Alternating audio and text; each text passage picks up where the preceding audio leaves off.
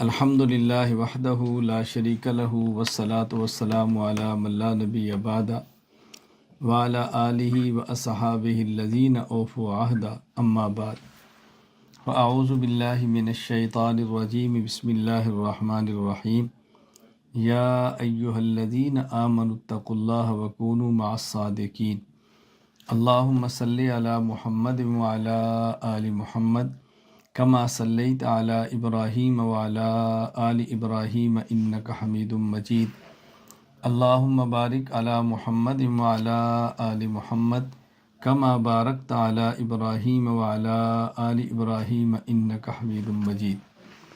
اللہ تعالیٰ نے قرآن کریم میں ایمان والوں کو تقوی اختیار کرنے کا حکم دیا ہے۔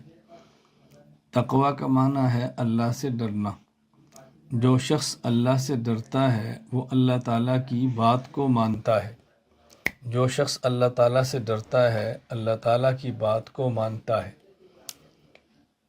اللہ کی بات ماننے کا مطلب کہ اللہ تعالیٰ کی فرما برداری کرتا ہے، احکام شریعت پر عمل کرتا ہے، جن باتوں کا حکم دیا ہے اس پر عمل کرتا ہے، جن کاموں کا حکم دیا ہے ان پر عمل کرتا ہے، جن باتوں اور کاموں سے منع کیا ہے اس سے رک جاتا ہے اللہ سے ڈر کے۔ یہ ہے تقوی۔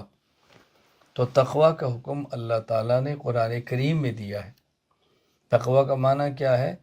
اللہ سے ڈر کر اللہ کی نافرمانی کو چھوڑ دینا۔ ایک لفظ اچھی طرح سن لیں، معصوم اور متقی میں فرق ہے۔ معصوم اسے کہتے ہیں جس سے گناہ سرزد نہ ہو، جس کو چھوٹے اور بڑے گناہ سے بچا لیا جائے۔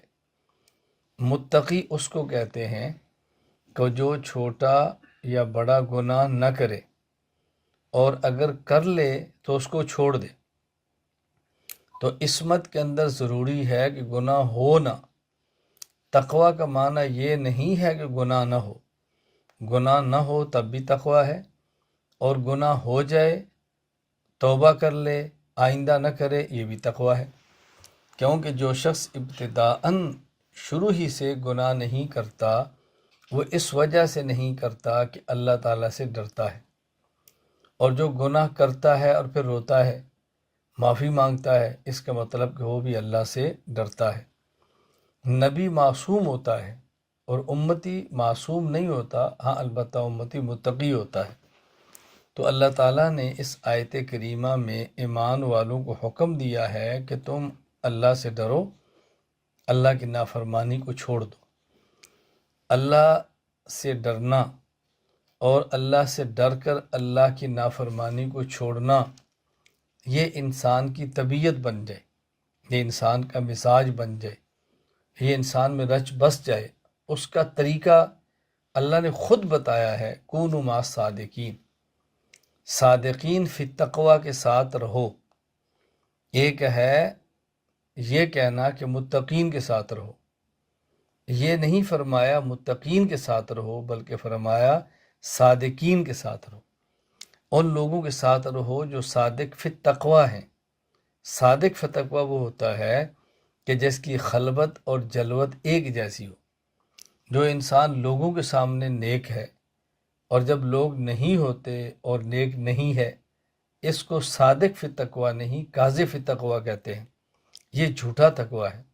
سچا تقوی یہ ہے کہ خلوت اور جلوت ایک جیسی ہو۔ تو اللہ تعالیٰ نے یہ بات سمجھائی کہ اگر تم نے متقی بننا ہے، اور متقی کا معنی صادق فی التقوی ہے، تو پھر صادقین فی تقوی کے ساتھ رہو۔ یہاں اللہ تعالیٰ نے یہ نہیں فرمایا کہ تم متقین اور صادقین کے پاس جایا کرو، بلکہ فرمایا کہ ان کے پاس رہو۔ کسی کے پاس آنا اور جانا الگ ہوتا ہے اور کسی کے پاس رہنا الگ ہوتا ہے۔ آنے اور جانے سے بندے کا مزاج ٹھیک نہیں ہوتا، مستقل پاس رہنے سے آدمی کا مزاج ٹھیک ہوتا ہے۔ یہ بیت کا تعلق اور خانقاہوں کا قیام، اس کا بنیادی مقصد ہی یہ ہے کہ انسان صادق فی تقوی، جس کی خلوت اور جلوت ٹھیک ہو، ان کے ہاتھ میں ہاتھ دے، گزشتہ گناہوں سے توبہ کرے اور آئندہ گناہ نہ کرنے کا پکا ارادہ کرے، عزم مصمم کرے۔ پھر اس کے بعد خانقاہ جہاں وہ اللہ کا ولی رہتا ہے، یہ اس کی صحبت میں کچھ وقت گزارے، جس کا کم از کم درجہ 40 دن ہے۔ تو اس کے بعد اس کے اندر ایک داعیہ، ایک ذوق، ایک جذبہ پیدا ہوگا، مزاج بن جائے گا گناہوں سے بچنے کا۔ اللہ تعالیٰ مجھے بھی توفیق عطا فرمائے، اللہ تعالیٰ آپ کو بھی توفیق عطا فرمائے۔